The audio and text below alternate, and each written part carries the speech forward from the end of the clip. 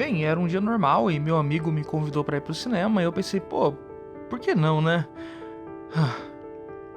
Como eu poderia saber? Como qualquer um de nós poderia saber? Relatos de todo o país têm descrevido o que os cientistas têm chamado de Síndrome Pós-Alto da Compadecida 2.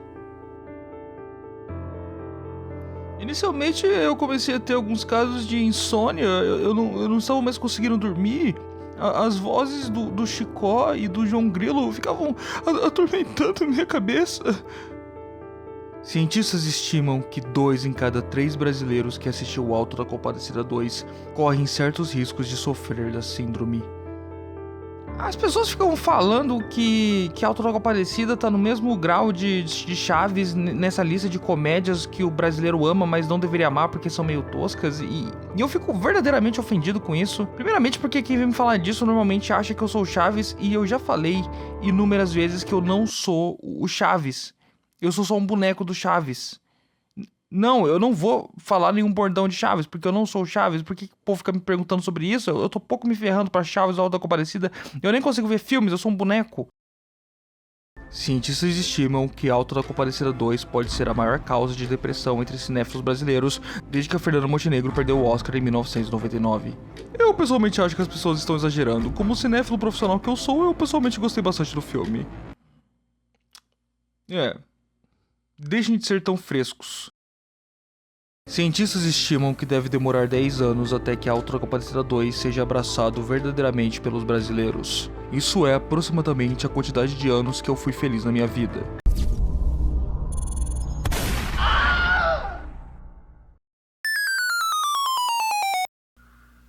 Ah.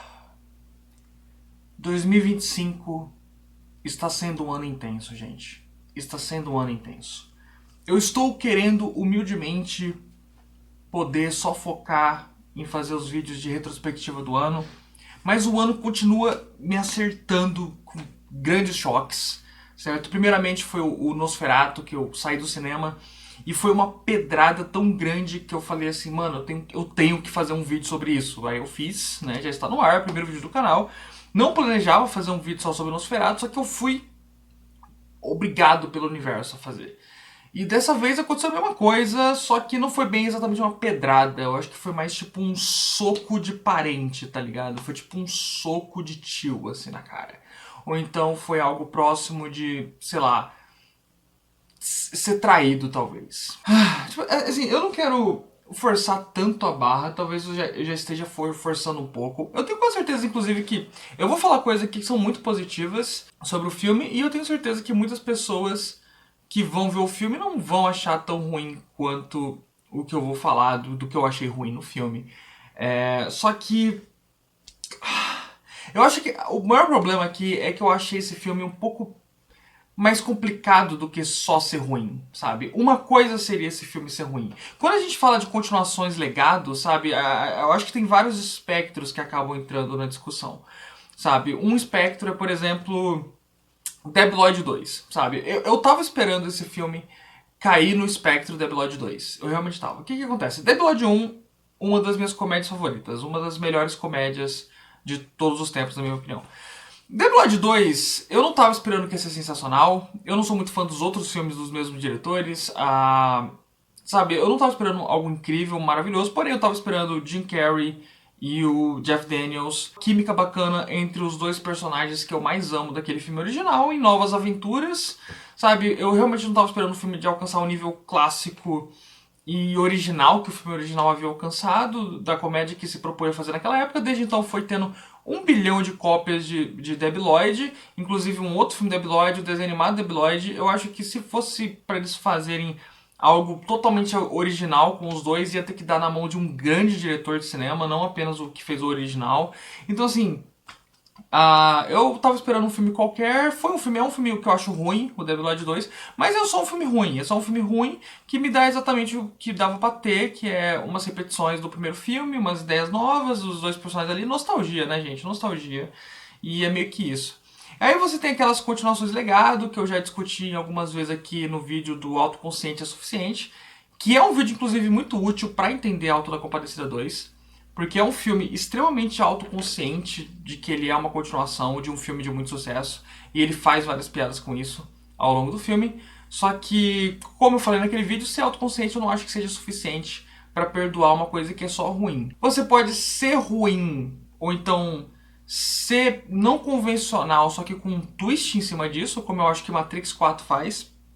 Eu não acho que Matrix 4 seja um filme maravilhoso, só que eu acho que ele é um filme muito interessante porque ele pega o que era pra ser feito e transforma em uma discussão sobre a franquia Matrix de uma forma que eu acho que é bem aprofundada, bem direcionada e muito relevante. Um bom acréscimo a essa franquia, não pelos mesmos motivos do porque os outros filmes eram bons, mas trazendo um debate sobre, sabe? É quase que um filme que convida os fãs a sentarem e conversarem sobre a franquia um pouco, que eu acho muito interessante. É uma escolha a ser tomada, sabe? E aí você vai ter um caso como o Doutor Sono, por exemplo, que pô, é a continuação de um dos maiores filmes de terror de todos os tempos, que é o Iluminado, e mesmo assim faz um bom trabalho, sabe? É um bom diretor, um dos grandes nomes do terror atual, fazendo uma boa continuação de Iluminado, baseado no livro, tanto no livro quanto nos elementos do filme, justo, honesto. Então, um caminho aí bom, né? Que seria um caminho bom, não é um caminho excepcional, mas é um caminho bom. E você tem os caminhos excepcionais, como é o caso de Mad Max Fury Road, por exemplo, seguido de Furiosa, que pega tudo que funcionava nos filmes anteriores e leva ainda mais para uma escala ainda mais incrível, absurda e original. Então, assim, havia muitos caminhos que uma continuação legado de um filme tão importante pro Brasil poderia render, né? E eu acho que o que rendeu foi o pior dos mundos, porque eu não lembro um outro filme que me deixou tão revoltado em alguns momentos, sabe? É um filme que... Porque o que esse filme fez foi capturar a minha crença de que ele podia dar certo. Originalmente eu não tava com expectativas pra esse filme, eu não achei que ia ser uma boa ideia. Só que esse filme passa ali o começo, os primeiros 50 minutos desse filme, quase que te convencem de que realmente era uma boa ideia fazer esse filme. De que realmente eles tinham uma história muito boa pra ser contada.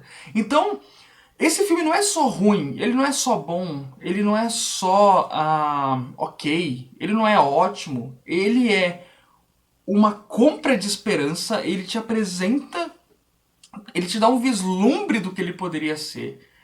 E aí ele tira isso de você. Ai, gente, como eu tô com medo de começar a chorar aqui, vamos fazer um pequeno break pra falar do patrocinador do canal, patrocinador desse vídeo, o L. Reis, com seu livro A Extinção, um livro de ficção científica brasileiro. Pra quem gosta de literatura brasileira, a gente vai estar falando de Auto da Compadecida hoje.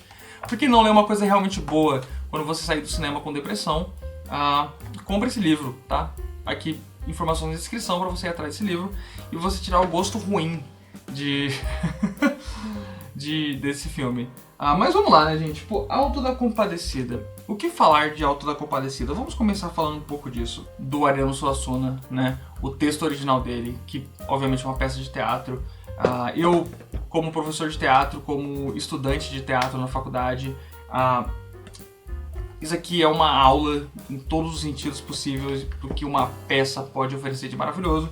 Só que você tem o filme sensacional, um dos melhores filmes brasileiros de todos os tempos, entrou na minha lista de melhores filmes brasileiros, universalmente amado por, sabe, todos os brasileiros amam muito esse filme. É talvez um filme muito brasileiro a ponto de que eu não sei se realmente é um filme que funciona em todos os públicos do resto do mundo. Eu não sei como que um americano vai lidar com esse filme. Eu não sei como esse filme funciona em outras regiões, porque é um humor que parte muito de figuras de linguagem, formas de expressão, de cultura do Brasil, né, e do sertão nordestino, de forma que eu não sei até que ponto isso ressoa com outras culturas, né? Você tem o fator dos linguajares, tem o fator que hoje em dia é um pouco problemático, porque são vários atores sudestinos forçando o sotaque.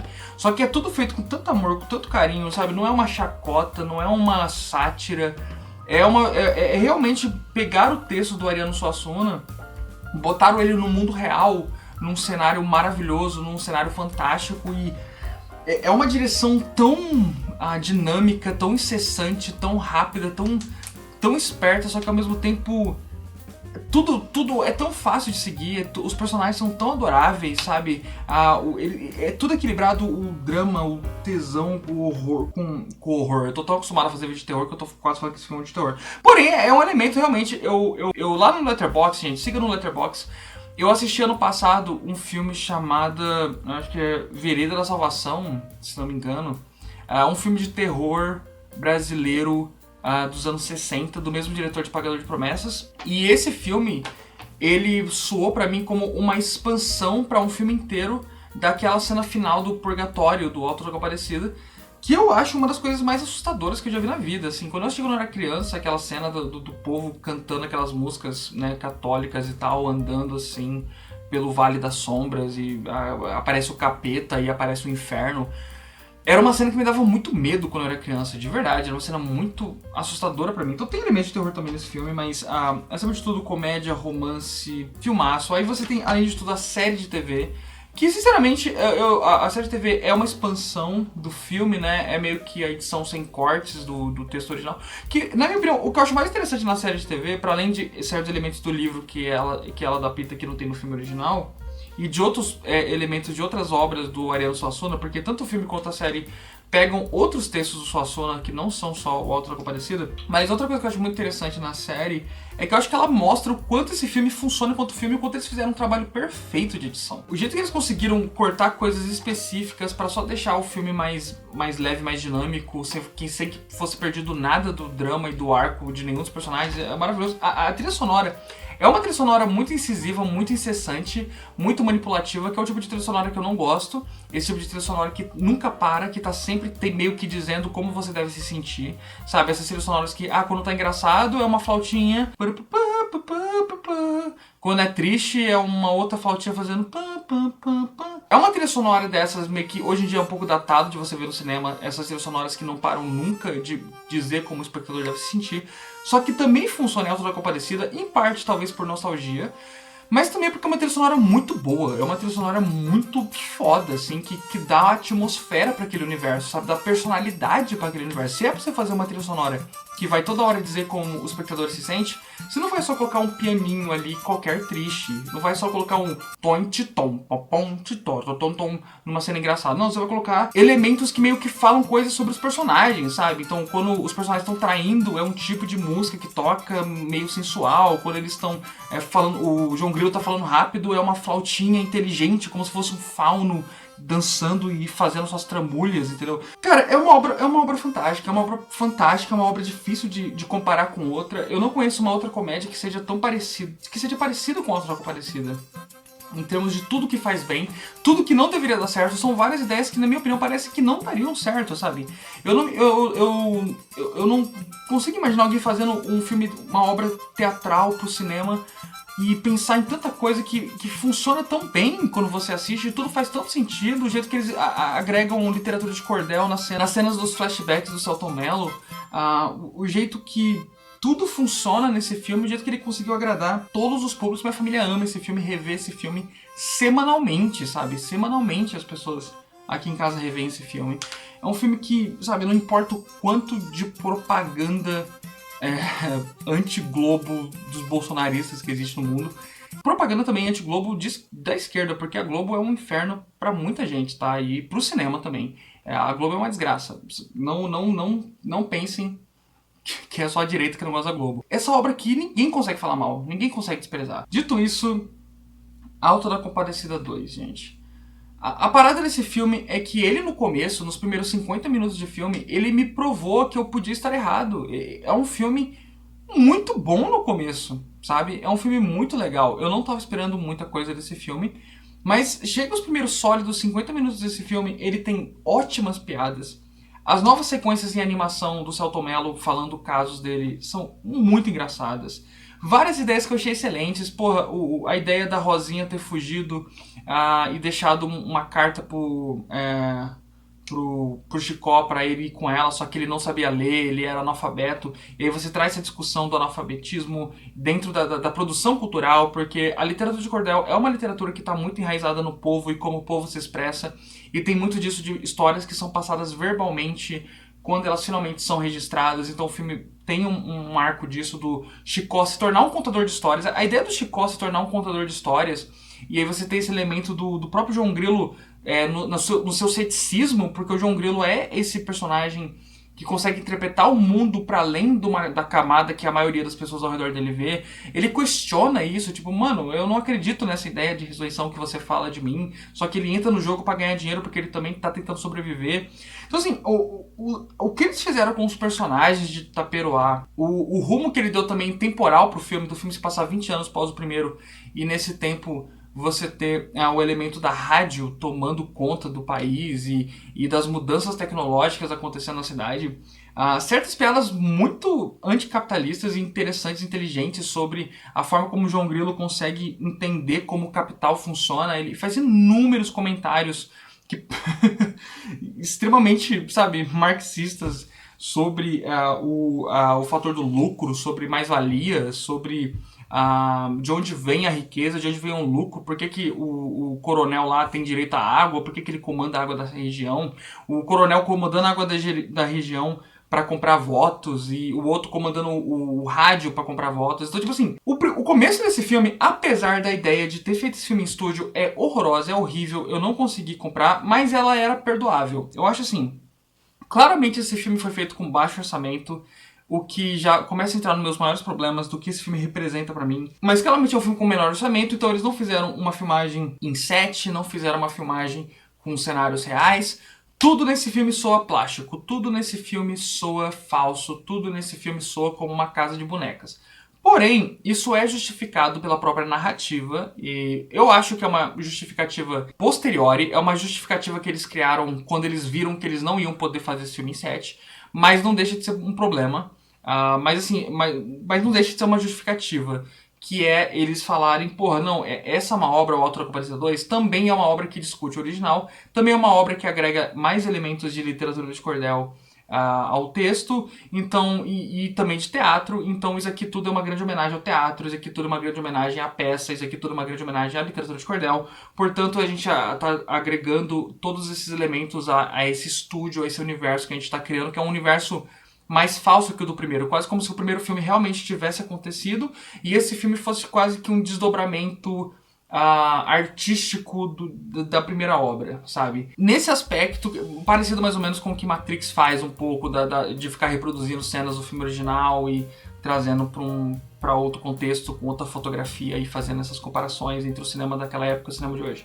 É parecido, é interessante, tem o seu valor, de forma que se o filme tivesse seguido um caminho de uma boa história, com bons momentos, sendo engraçado, que eu estava rindo bastante até do filme, apesar de uma edição um pouco mais afetada do que do primeiro. O primeiro filme eu acho perfeitamente... O timing é perfeito. Nesse filme, alguns momentos eu falava assim, porra, podiam ter feito um novo take, podiam ter pegado um respiro maior, podiam ter deixado a piada se assentar mais antes de fazerem a próxima, sabe? No primeiro filme eu acho tudo perfeito. Também por causa de quantidade de vezes reassistida, né? Mas enfim, de qualquer forma, os primeiros 50 minutos do filme são muito sólidos, trazem inúmeros elementos que eu achei fantásticos, maravilhosos, que eu tava tipo assim... Dá pra me perdoar os problemas, Incrivelmente, nos trailers eu achava que... Parecia que o Matheus Natchergaile tava mais confortável em fazer o João Grilo do que o Selton Mello conseguia ficar confortável em fazer o Chicó. Só que assistindo o filme, não, eu tava totalmente errado, sabe? Eu acho que o Selton Mello faz um Chicó muito bom, muito bom. Um Chicó mais envelhecido, mas ainda muito engraçado. Eu acho que o Selton Mello é a melhor coisa do filme, talvez. O Matheus Natchergaile, talvez, por ser uma figura mais icônica e mais excêntrica, ele perdeu um pouco a mão no personagem, de forma que eu vejo vários atores que fazem personagens meio malucos. Quando eles fazem esses personagens mais velhos, eles tendem a exagerar demais certos trejeitos. É o que acontece com todo o elenco de Chaves quando vai refazer os personagens hoje em dia. Eles exageram muito mais certos trejeitos quando eles eram mais orgânicos e originais no passado. Então, assim, eu achei o João Grilo, apesar de manter muito daquele charme, de tudo aquilo que faz o personagem tão legal, eu acho que ele exagera demais e em alguns momentos fica um pouco constrangedor o quanto ele tá exagerando, pesando a mão nos trejeitos do personagem. Então eu gostei mais do Chicó do que do João Grilo. Enfim, mas voltando ao ponto principal, os primeiros 50 minutos do filme muito animados, certo? Com os personagens muito bem posicionados. E aí nós passamos pros últimos 50 minutos de filme, que eu gosto de chamar de Terceira Guerra Mundial da minha vida, sabe? Eu gosto de chamar de o maior desastre econômico desde 2008. Mano, eu não tenho palavras pra descrever o quanto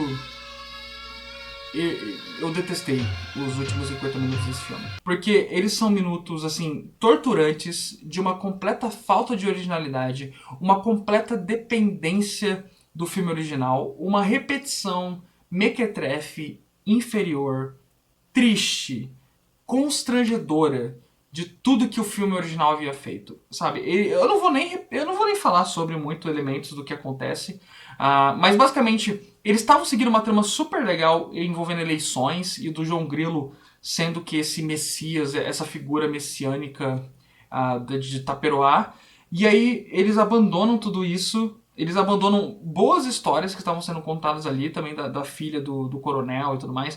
Eles abandonam boas histórias que eles haviam conseguido criar. Tipo assim, eles conseguem criar histórias que te fazem pensar, pô, legal, valia a pena realmente fazer um novo filme de Auto da Compadecida, fazer novas aventuras com esses personagens.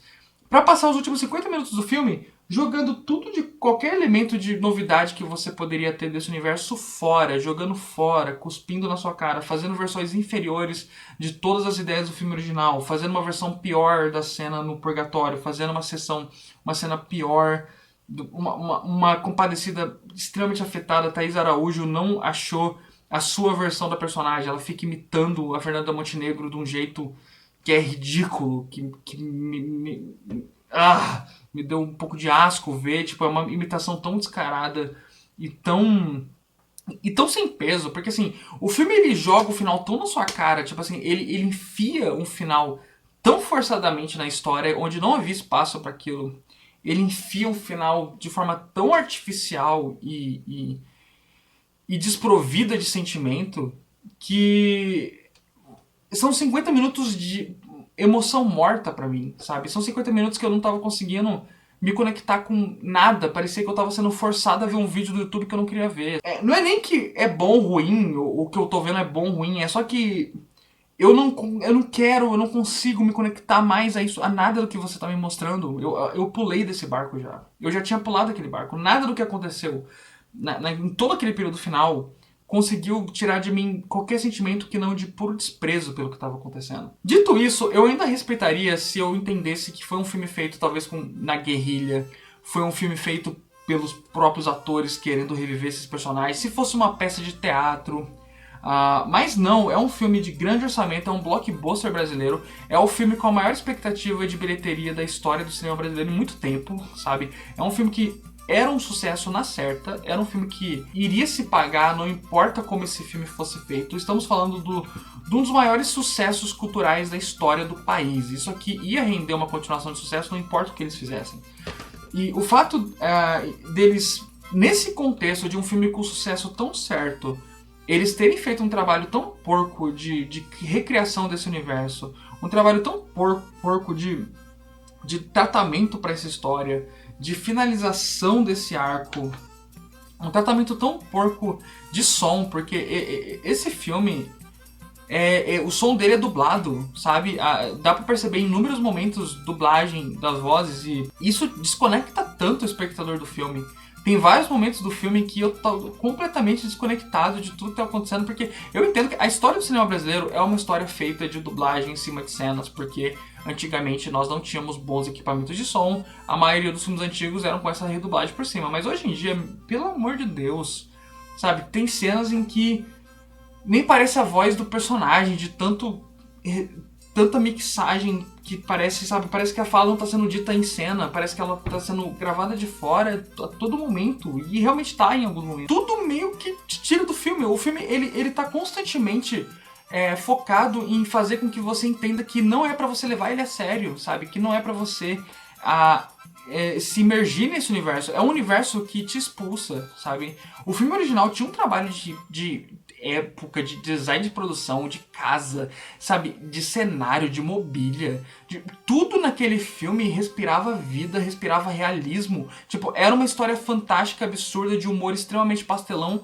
feita no cenário mais perfeito de época, de contexto, localização possível. Da farda do Cabo 70 até o butinão do Vicentão, tá ligado? Tudo naquele filme funcionava de forma idílica e na época não era um sucesso na certa.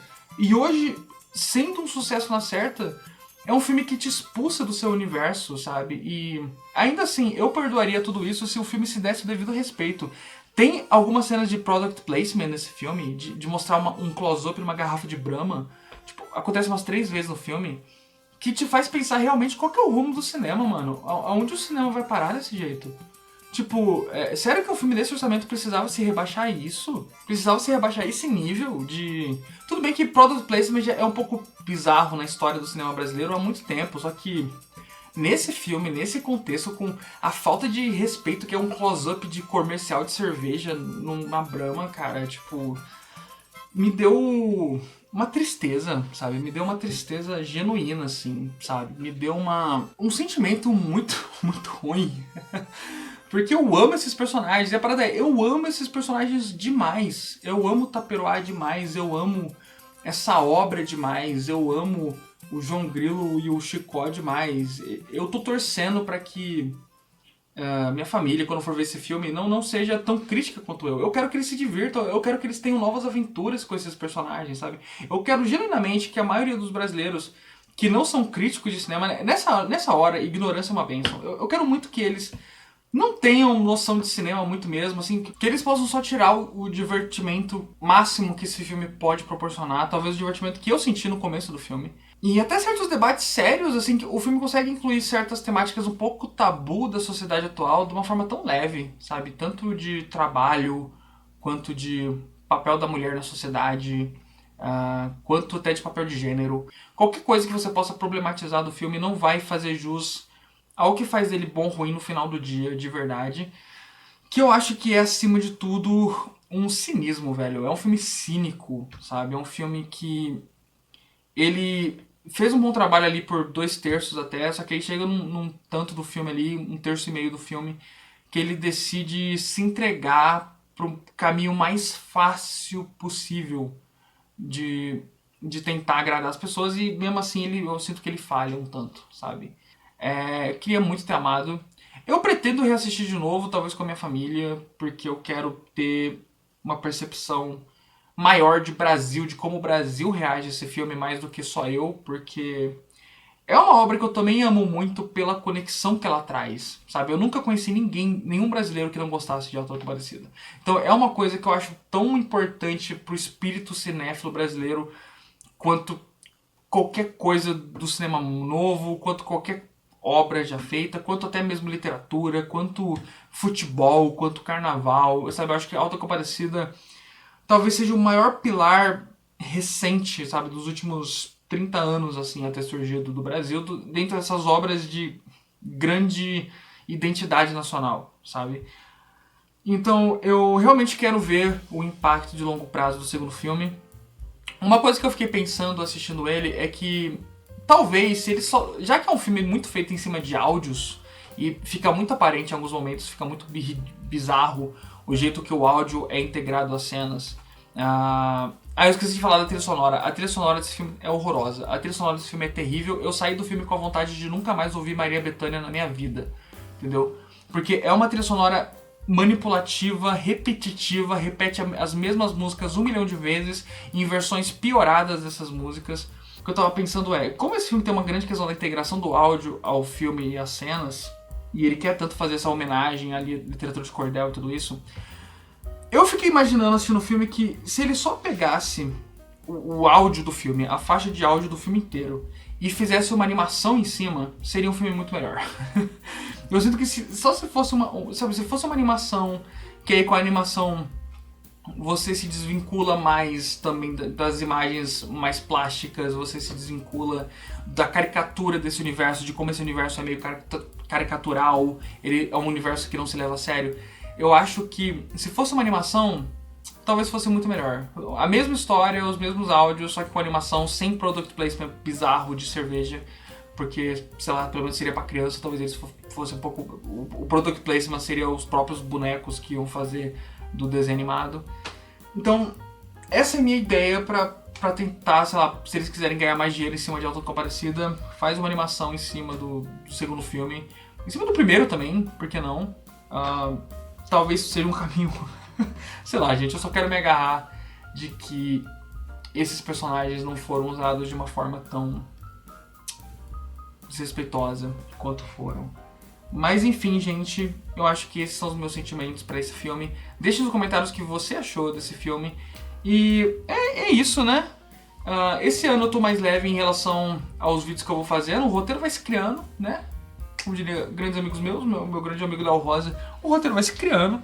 Conforme aí o ano vai passando, a gente vai vendo que vídeos vão sair. E esse mês vai sair o filme de lobisomem, do Leif Whannell. E vai ser o primeiro filme de lobisomem que eu vi no cinema na minha vida, o que pra mim é muito importante. Então eu estou pensando em fazer, quem sabe, um vlog.